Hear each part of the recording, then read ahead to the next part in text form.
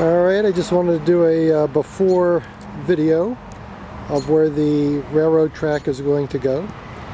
I have some ties laid out here along this gravel pathway in the back of the house, and I'm just going to walk along here. We're going to proceed down the path and then make a turn to the left and then go up along the fence. Over here we have the G-scale test track.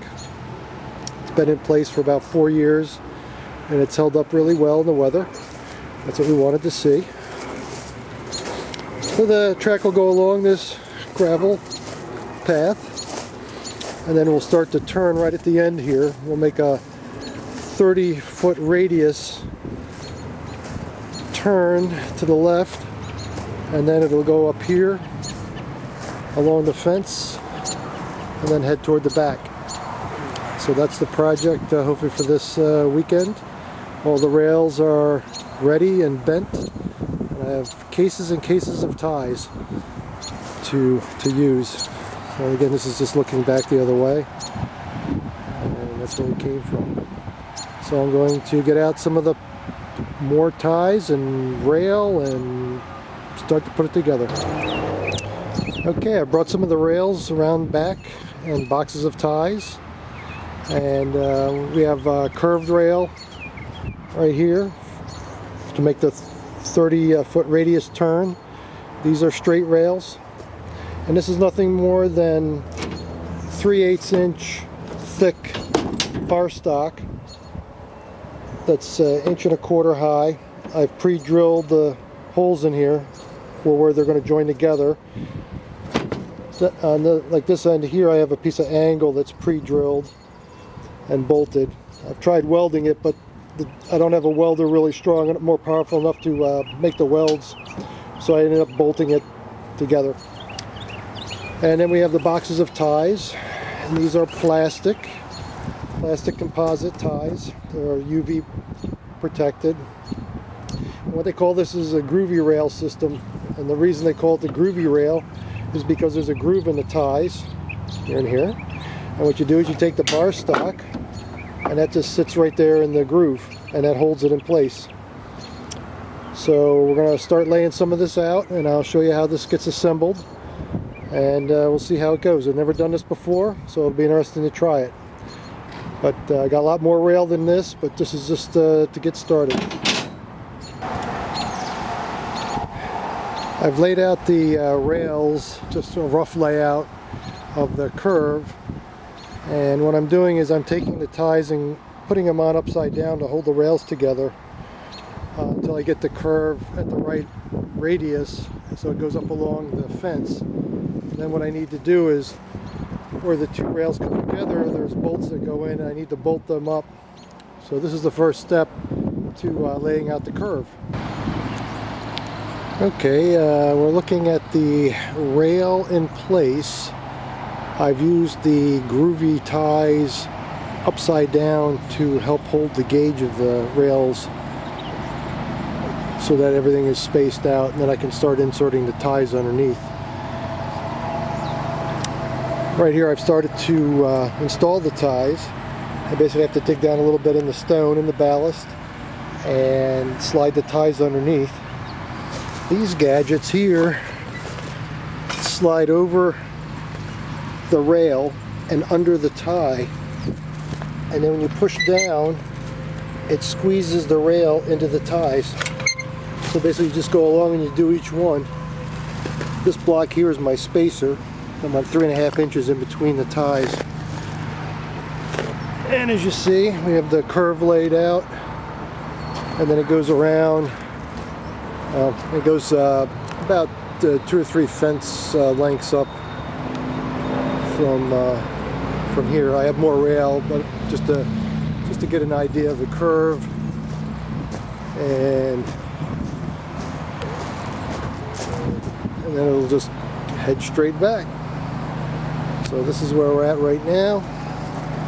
It's starting to become evening here, so I don't know how much more I'll be doing, but I'll go as far as I can and then be back out in the morning and do some more.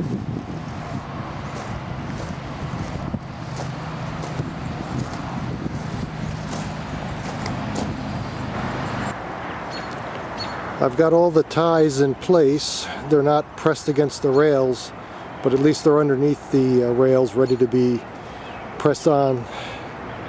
So hopefully tomorrow I'll take care of that. There we go around the corner, up a couple of sections of fence there. So kind of out of time, mosquitoes are out, sun's going down, but we'll continue tomorrow, start pressing up and then putting ballast under the ties to support it and go from there. Here's an example of the ballast pushed underneath the ties holding the rails. This part of the track I've been working on, I have it all level, you know, front to back and side to side. So we'll just proceed from this point and work my way down.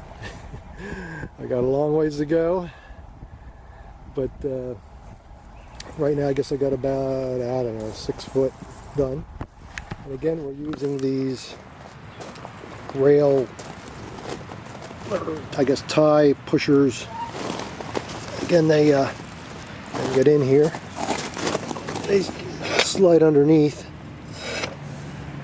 and then push down, and it pushes the tie up tight against the rail. So you have 2 of them, one on each side, so you can move along and push the ties up against rails on both sides so it's even, and then just level it up. Here's a couple ties that I just did right here, and I go along about I don't know, 6 or 8 ties, and then I stop and then I put the ballast underneath. I just scoop it out from here. I got a huge pile in the back, so I just bring down what I need and shovel it underneath, and then I use a small hand shovel like this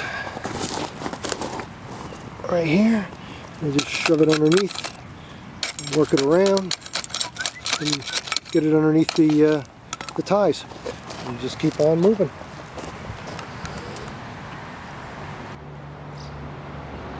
Well, the sun's starting to set again, but here's what we've accomplished today. All this has been leveled left to right, right forward and backwards, in every which way, and we got it all ballasted, and seems to be pretty good. Still have the station area here to do and up along the fence.